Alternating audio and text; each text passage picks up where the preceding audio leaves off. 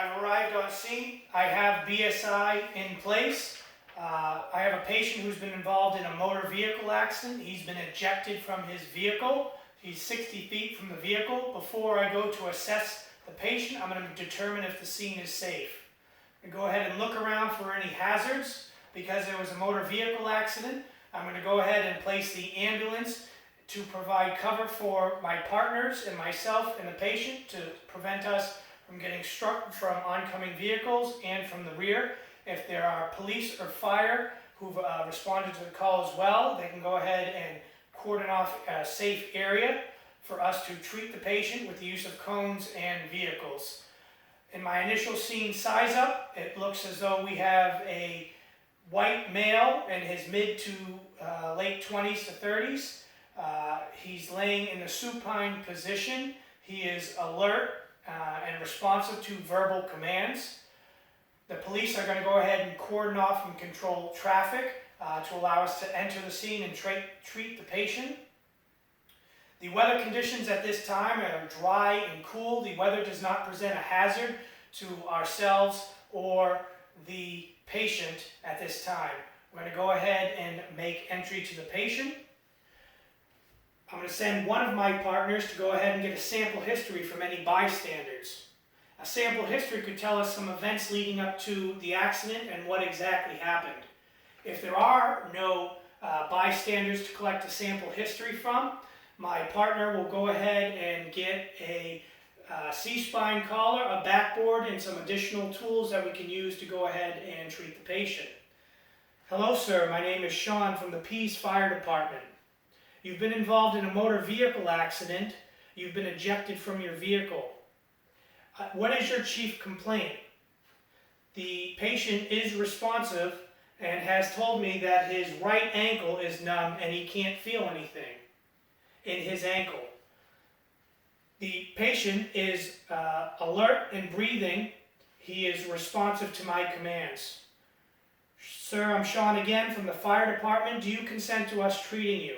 The patient consents. Sir, we're going to go ahead and provide neck stabilization. Due to the fact that you have been in a motor vehicle accident, I suspect that you have head and neck trauma. My partner is going to go ahead and provide manual stabilization of your spine. My partners go ahead and he's providing manual stabilization. If the patient was unresponsive, consent is implied. We're going to go ahead with providing manual stabilization. We're going to check the rate, rhythm, and quality of the patient's breathing. The patient is breathing, but if he was not, we'd go ahead and use a BVM on the patient for between 12 and 20 respirations per minute. We'd also provide oxygen at 15 liters. We're at 100% oxygen. My partner is providing head stabilization. I'm going to go ahead and check for any lacerations or massive bleeding in the patient's face.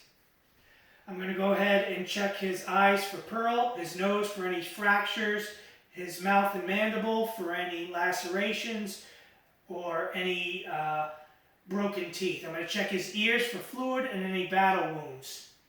At this time, the patient's airway is patent because he's breathing and responding to me, but if it wasn't, we'd go ahead and use a modified jaw thrust to open that airway. My partner is providing head stabilization as well as providing the jaw thrust to open the airway. If his tongue has fallen to the back of his mouth, we're going to use an airway adjunct, either an OPA or NPA, to go ahead and open up that airway. As I'm here, I'm going to go ahead and put on my stethoscope and I'm going to check the rate, rhythm, and quality of the patient's breathing. And check it at 2 points here, 2 points here, 2 points here, and 2 points there. The patient has a patent airway. Sir, we're going to go ahead and remove your shirt to check for any trauma as well as the condition of your breathing. The patient consents. Going ahead and open up that. Again, here at the neck, we're going to check for tracheal deviation or JVD. We're going to check the shoulders and scapula for any pain or wincing. We're going to check to see if the patient has any pain in his chest area. We're also going to check and see, as the patient breathes, that the chest rise and fall is even on both sides of the patient. We're all going to check the abdomen for hard spots, excessive bleeding, any pain or wincing. We're going to check all 4 quadrants. We're also going to check the patient's pelvis for any deformities or pain. We're only going to push in. We're not going to rock back and forth or up and down. Sir, we're going to go ahead and remove your rest of your shirt to expose your arms to check for any trauma you may have. Starting at the shoulder and moving down, we're looking for any excessive blood. We did the same on the chest, checking for any blood. We're going to check for any open or closed fractures, any dislocation. We're going to check for the rate, rhythm, and quality of his pulse. We're going to do that on his arms as well as on his neck. The patient has a strong pulse. Sir, can you go ahead and wiggle your fingers for me? The patient is responsive to my verbal commands. He has no pain or wincing.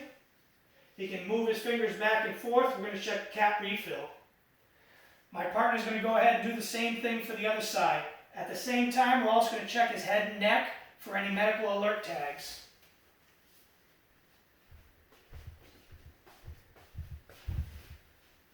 My partner is checking this other arm for any excessive bleeding, open or closed fractures, dislocations, crepitus. We're going to check the rate, rhythm, and quality of his pulse. Sir, can you wiggle your fingers back and forth for me? Can you move your hands up and down? Is there any pain, numbness, or tingling? Patient responds, there isn't. We're going to check cap refill as well. We're going to check for any medical alert tags. Sir, we're going to go ahead and remove your pants to check for any trauma in your legs. The patient consents.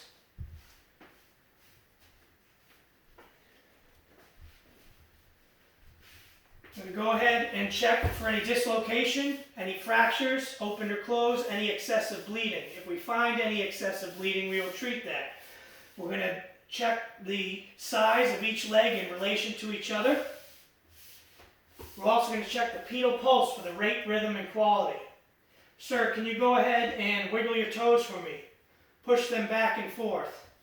At this time, on this left leg, the patient has no pain and no excessive bleeding.